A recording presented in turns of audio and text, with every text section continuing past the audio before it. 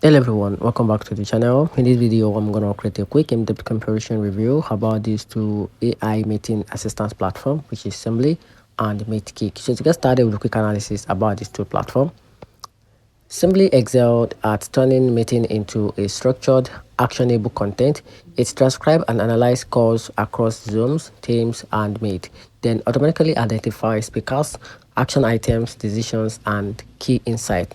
Simply support over 40 to 80 languages and generate published summaries or even full deliverable likes, proposal, or plans.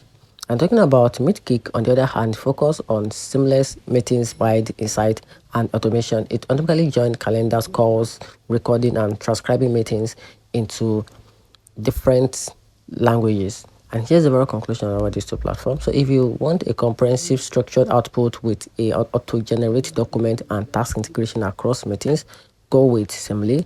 On the other hand, you can go with MeetGeek if your priority is seamless multi-language summation, contextual and meeting insight, together with calendar-driven meetings automation, especially for enhancing real-time collaboration and analytics.